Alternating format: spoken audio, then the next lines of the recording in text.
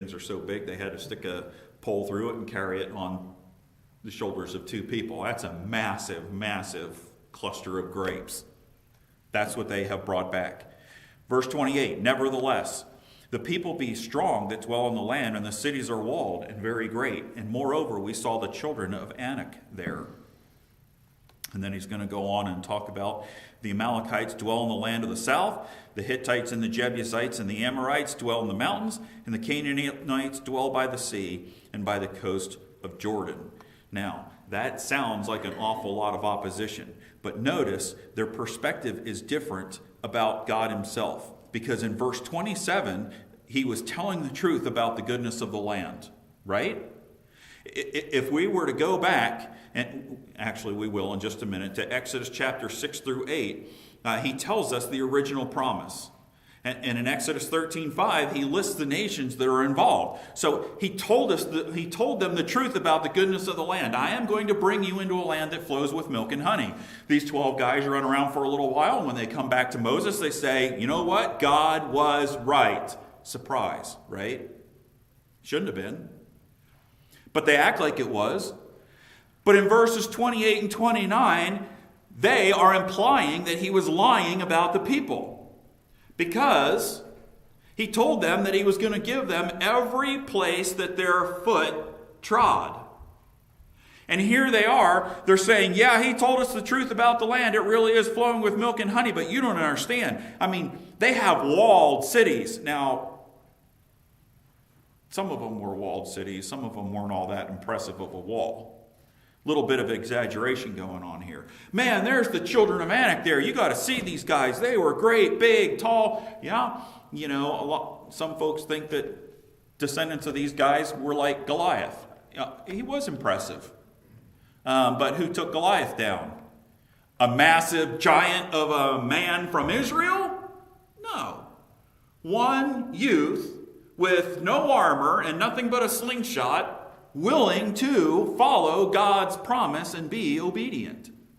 So notice that the perspective is different about God himself, because they were willing to believe him about the goodness of the land, but when it came to the working part, the hard part, where they're actually going to have to conquer the people, they're telling Moses, I don't know, we can't do this. These people are too great. What about God's plan? Go with me real quickly back to Exodus chapter 6, verse 8. Exodus chapter 6, verse 8. And I will bring you into the land concerning the which I did swear to give it to Abraham, to Isaac, and to Jacob, and I will give it you for an heritage. I am the Lord. Now, pardon my simplicity here, but who does it sound from that verse like is doing most of the work? If you look through the history of the nation of Israel in conquering the land, yes, they had to go in and do some hacking and whacking, obviously. Who made the walls of Jericho fall down? Who drove people out of the valley with the hornets? When they're coming out of the Red Sea, actually, who broke off the wheels of the chariots and drowned the whole Egyptian army? Who stayed the sun in the sky so they continue to hack and whack? See, the problem here is they forgot the original promise, and they're living in the, oh my goodness, these guys are big. Oh my goodness, there's walled cities. Oh my goodness, what are we going to do about? But where's their perspective about God's ability to be able to deal with all of this? Go to chapter 13, verse 5. In chapter 13, verse 5, he lists the nations that are involved. And it shall be when the Lord shall bring thee into the land of the Canaanites. Now, as we read this, think about this, because it should not have been a surprise to them. Years later, when they cross the Jordan, they actually find these folks in there. Because here he tells them, guess who's in the land? Right?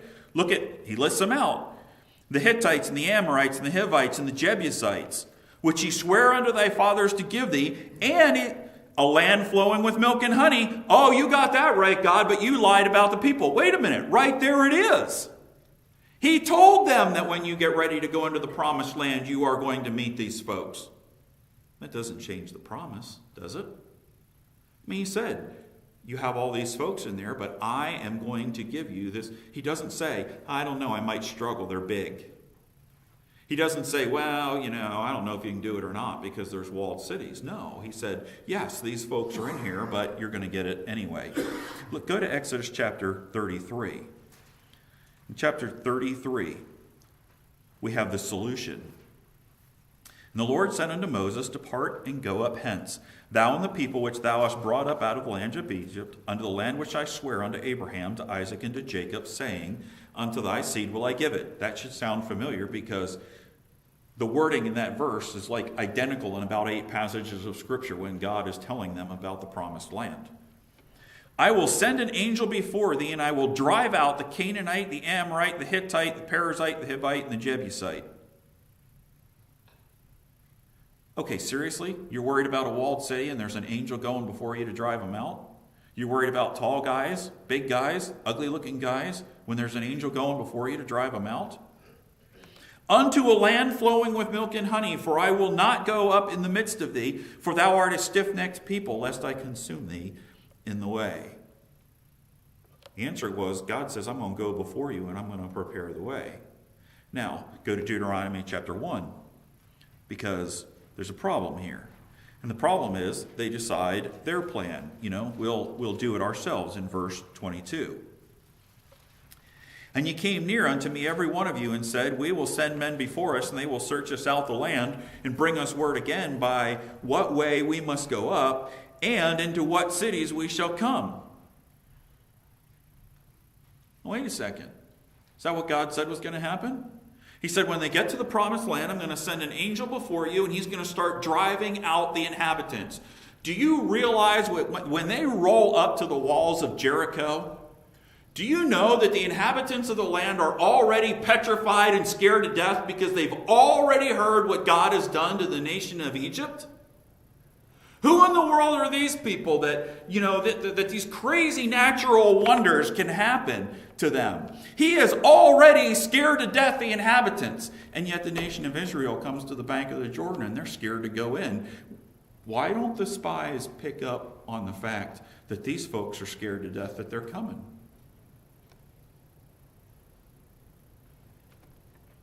Deuteronomy chapter 9, just a couple of chapters over real quickly. We see their attempt at the crossing. Hear, O Israel, thou art to pass over the Jordan this day, to go in to possess nations greater and mightier than thyself. Is he lying to them? I mean, he just tells them straight out up ahead. How many times do we get caught up in thinking the prosperity gospel thing in our head? That when we trust Jesus Christ as our personal Savior, all of a sudden everything's just a bed of roses. Did Jesus ever tell the disciples that they were going to be experiencing a bed of roses? No. He told them, expect persecution. Expect difficult times. If they persecuted me, they're going to persecute you. So when someone acts that way to us, why all of a sudden do we get our back up, get our dander up, and act like God lied to us, and something isn't? He told us we ought to be preparing for this. He told the nation of Israel, you're getting ready to go over. They're greater or mightier than you, but that doesn't mean they're going to win. Look at verse 2. Even more detail. I mean names. A people great and tall, the children of the Anakims. Okay, so the spies come back and they're like, they're really tall. There's children of Anak there. Moses should have been going, duh. Hello. He told us that how many weeks ago?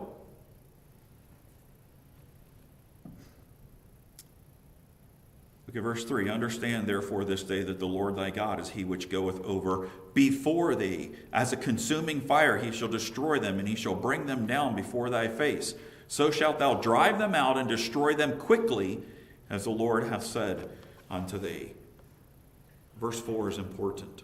Speak not thou in thine heart, after that the Lord thy God hath cast them out from before thee, saying, for my righteousness the Lord hath brought me in to possess this land. See, God was concerned that they were going to say, oh yeah, because we're so deserving he did this. No, actually he was doing it on their behalf. It didn't have anything to do with them. Their perspective was different about God himself, and their perspective was all messed up about God's plan because God was trying to do something great in their life, and they just kept messing it up and messing it up and messing it up. And it's like God has to work despite them. Their reaction is different. Go back to Numbers chapter 13 with me. You can't have a more different way of looking at things than the 2 spies and the 10 spies. Starting in verse 30, down through verse 33.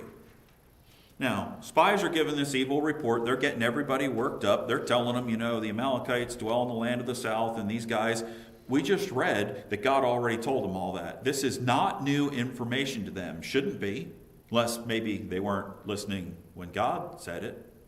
It's possible, right? Verse 30, and Caleb stilled the people before Moses and said, now notice the different reaction. Let us go up at once and possess it, for we are well able to overcome it. Now, 3 things that I see here. Number 1, be calm. Man, we get so worked up about some of the dumbest things, don't we? I mean, we really do. We get worked up about some of the dumbest things. And yet, when you read through the Bible, some of the folks that were put in the worst predicament are the calmest. We'll get there eventually in Daniel. Shadrach, Meshach, and Abednego. Can you imagine? The music starts playing. Everybody bows down to worship. And you turn around, there's like 3 guys looking around. And here come the soldiers. Talk about pressure. They haul him off. And they take him before Nebuchadnezzar, and he's all, bent out of shape. And I'll give you one more time, like you guys, you've been good to me in the past. Let's do it. Now the pressure's twice as bad because nobody was looking the first time, right? Everybody was doing what they were supposed to do. But now everybody knows. So the music gets cranked up, and everybody starts bowing, and you got 3 guys who are standing there uncomfortable. And here come the guards. Chunk, chunk, chunk, chunk. Haul them back off to the king. And now the king is so mad, we're not just going to throw you in a fiery furnace. We're going to heat the things up. Like 7 times hotter than it should be. I guess they didn't have warnings in those days. Federal government has declared this furnace is only capable of heating to... That might have started because of that, because you know what happens when the mighty men got chucked in, right? The mighty men go down there, they get ready to throw them in, they fall over dead. You don't think those 3 young men are sitting there wondering, calm. We are not careful to answer thee in this matter, O Nebuchadnezzar. So exciting to see their response. Here's Caleb. The whole nation's getting worked up. And everybody's standing there having this big debate. And Caleb's going, yo, chill. Chill. Be calm. We were never in control of this to start with. It was always him, right? Second thing, this is doable. Now, does it seem doable to you?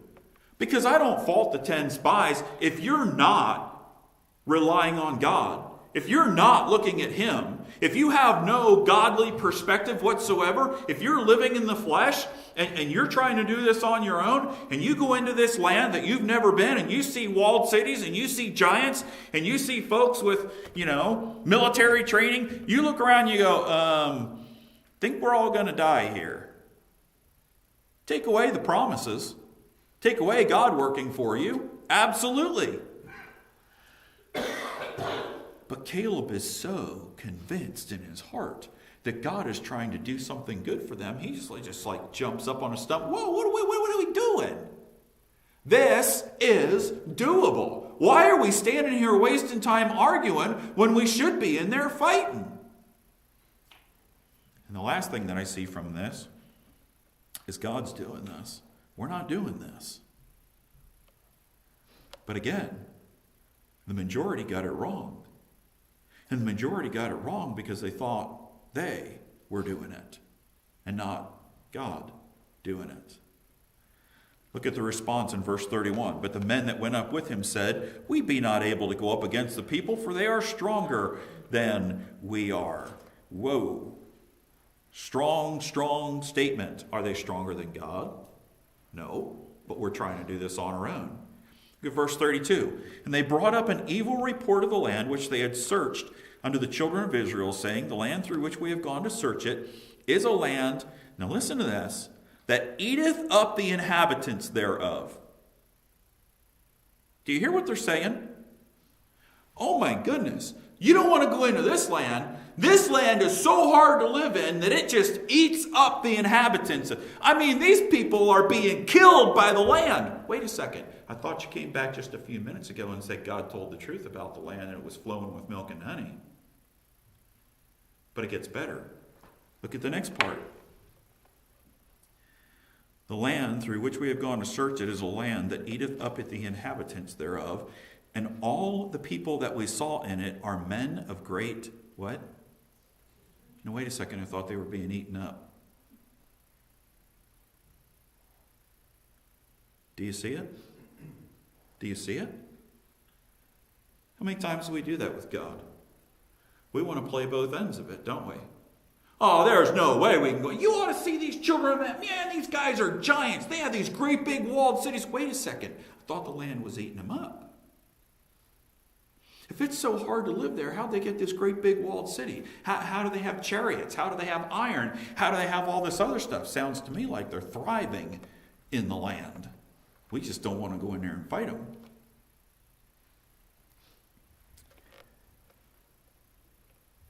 Verse 33.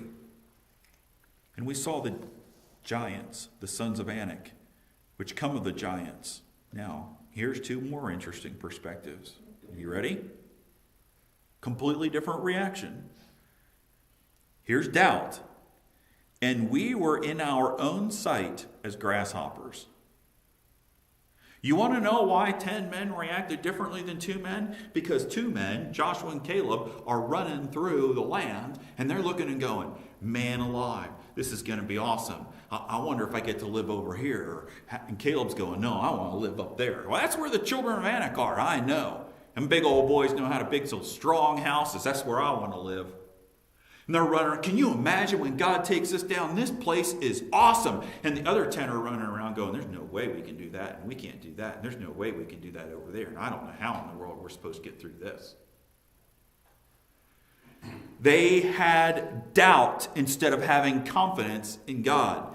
But then it gets worse. Because there's presumption here. And all the people that we saw are of great stature. Okay, we are like grasshoppers in their sight. Look at the last part of verse 33. And so we were in their sight. What'd you do? Go up and ask them? Hey, I'm a Jewish boy. We think.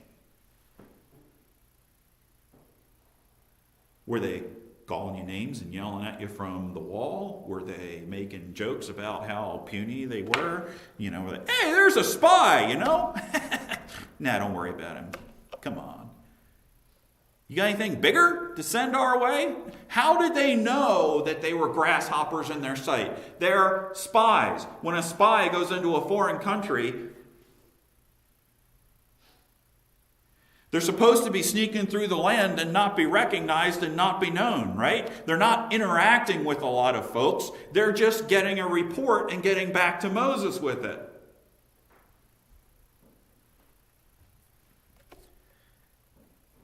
So the reaction is, we can't do this. Caleb says, well, hold on, calm down. This is doable. God is doing this. And they're like, no.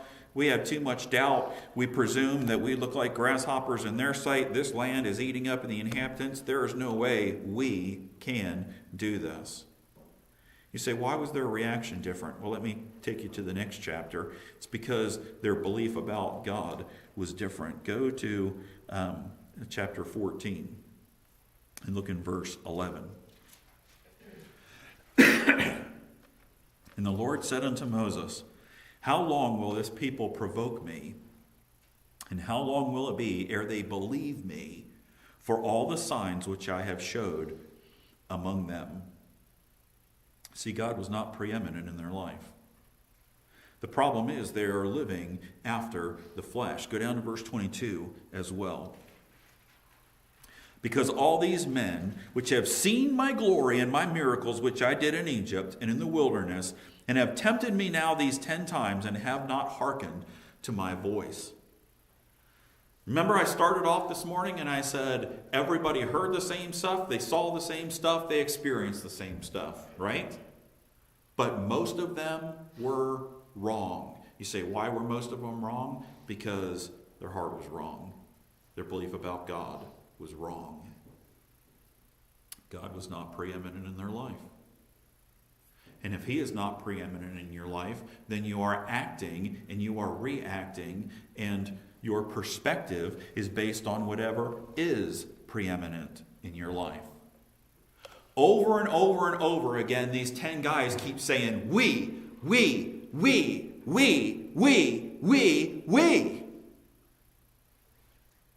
But we looked at God's original plan, and he never had a we, did he? He said, I will go before you. I will send my angel. I will drive them out. I will create fear in their hearts. I will make sure that no one can stand before you all the days of your life. And he reiterated that to Joshua. See, we get messed up. We think that Joshua was the first one that heard it. No. Go all the way back to when they first come out of Egypt, and God told them that. But they weren't listening. And they didn't care. Because God wasn't preeminent in their life. He wasn't the most important thing. In verse 11, they're living after the flesh. They provoke him. In other words, they thought that God can be bargained with or manipulated. That is what drives me absolutely crazy about a lot of religion today. I am sorry, but if you start studying about some of the modern religions, especially this health and prosperity gospel, you do not manipulate God. I don't know who you think God is or what your view of him is, but if you think you can give the church $30 and God owes you something in return, you are sorely mistaken. God owes you nothing. But how many times did we see the nation of Israel try to manipulate or bargain with God? And sometimes he got very violent with them. Remember Moses standing in the midst of them with a snake on a pole, and people were so stubborn they would not even look while the vipers are running around biting them and killing them. All they had to do was turn and look at the pole. How many thousand people do you think died because they were too stubborn to look at the pole? Well, let me guess. If we amplified it around the world, I'd say it's about as many people that are too stubborn to look at the cross.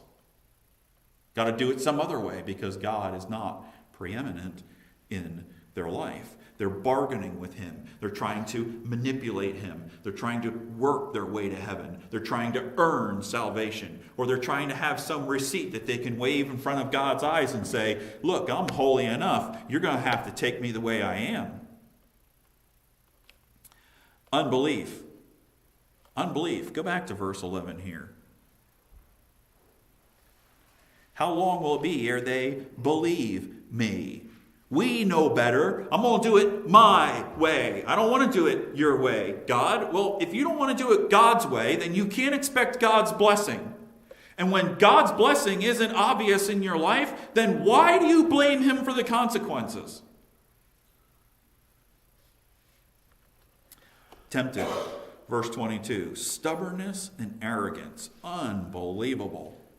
You would think after these folks saw how God dealt with the nation of Egypt that they would have been scared to death to say anything against God. But do you see what he says here?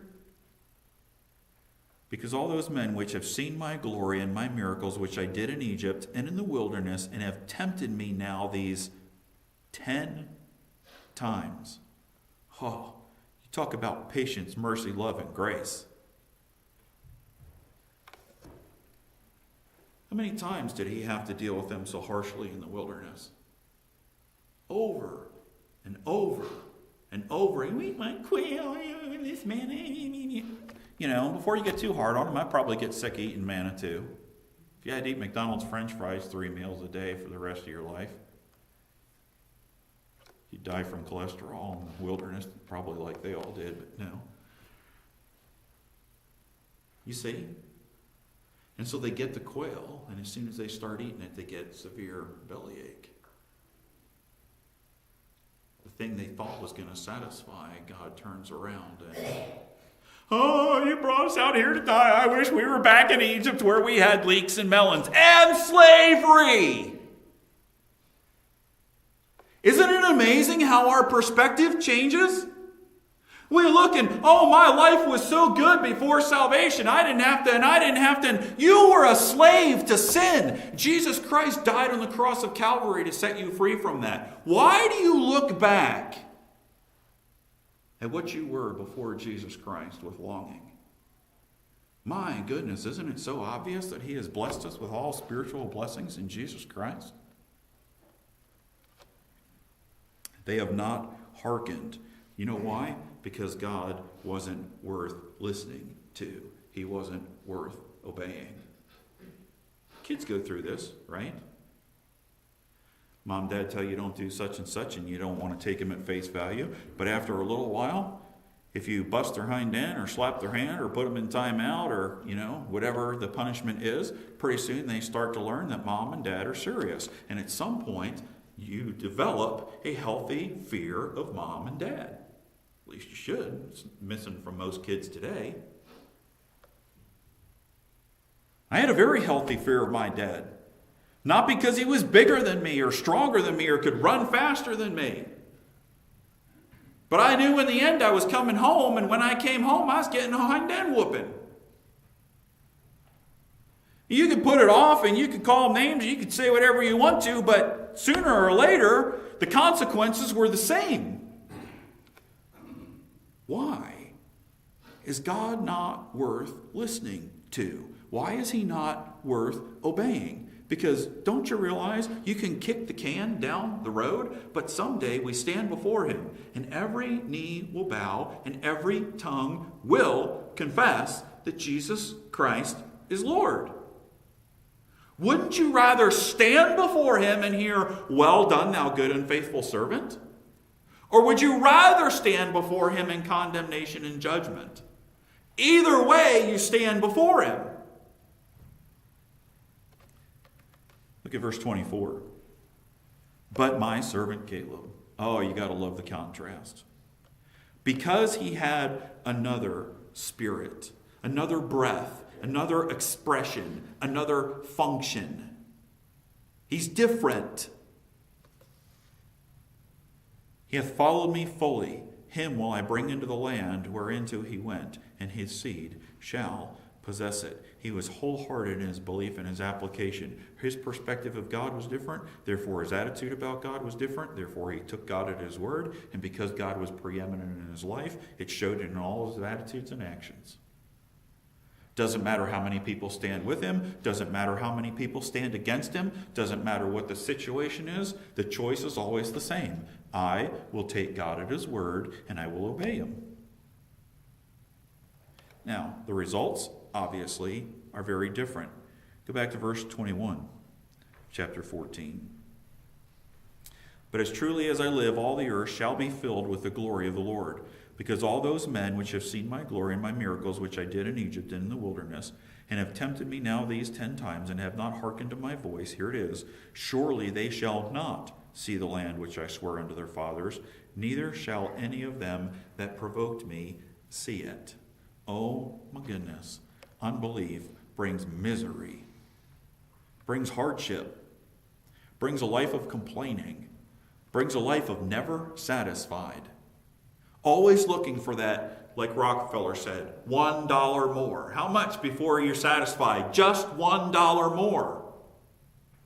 Among all the millions, I only need $1 more. We got water. Well, we don't have such and such. We have this. Well, we don't have such and such. I wish we had. I. Can you imagine what Moses put up with while they're wandering in the wilderness? 40 years of griping and complaining and misery. By the way, you do realize that they spent the prime of their life wandering the wilderness and dying. You ever thought about that? You have all these young men from 20 years old and upward. I mean, they're just coming into, this should be the army. This should be the... And God wipes them all out, and he starts over with a nation of teenagers. Could you imagine trusting the entire United States of America to everybody under the age of 20? When basically their experience is digging millions of graves and wandering through the wilderness. They know how to pick up manna. They've practiced it for 40 years. Right? By the way, they go into the promised land. You have Joshua and Caleb and all these other folks that are way younger than them. But God starts off with verse 21. But as truly as I live, all the earth shall be filled with the glory of the Lord. He will be glorified, whether you're part of it or not. If he has to do it to spite you. Then verse 24, we already looked at it. Joshua and Caleb. Now I want you to go real quickly to two passages, and we're going to be done. Deuteronomy chapter 1. Deuteronomy chapter 1, verse 36. God promises Caleb that he is going to get all the land that the sole of his foot treads upon. See it in verse 36. Save Caleb, the son of Jephunneh, he shall see it, and to him will I give the land that he hath trodden upon, and to his children, because he hath wholly followed the Lord. Now, go with me to Judges chapter 1.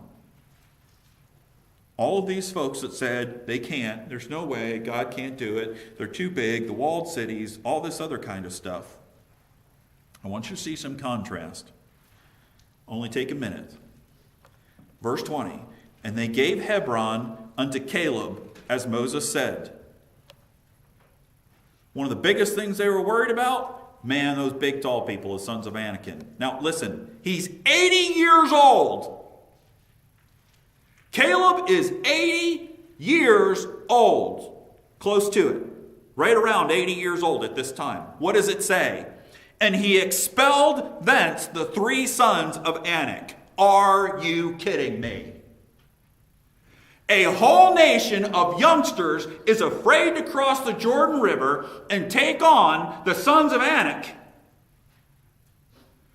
But Caleb can wait 40 years before they start the invasion, and about 20 years or so into the invasion, they're settling down. They have conquered much of the promised land, and he says, listen, I've waited my whole life for the promise of God to be fulfilled. I want that mountain. And Joshua says, go get it, buddy.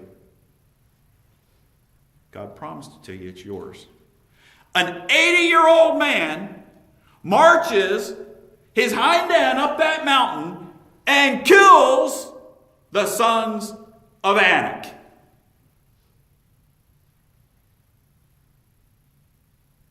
Thousands and thousands and thousands and thousands stood on the bank of the Jordan River and said, we can't do that. Why? Because you're not 80?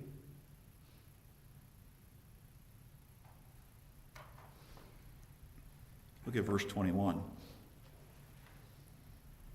And the children of Benjamin did not drive out the Jebusites. Uh-oh. Verse 23. The house of Joseph sent to describe Bethel, but they couldn't get in. So what they did is they got this guy who was coming out of the city, and they bartered with him. If you'll show us how to get into the city, we'll show you mercy. He showed them how to get into the city. They let the man go. So what does he do? He goes and runs off and builds another city and starts that group of people all over again. And they become a thorn in the side of Israel years later. Verse 27. Do you see it? Neither did Manasseh drive out the inhabitants of Bethshean and her towns, nor Tanakh and her towns, nor the inhabitants of Dor and her towns. You gotta be kidding me. Verse 29, neither did Ephraim drive out the Canaanites. Verse 30, neither did Zebulun drive out the inhabitants of Kitron, nor the inhabitants of Nahalal.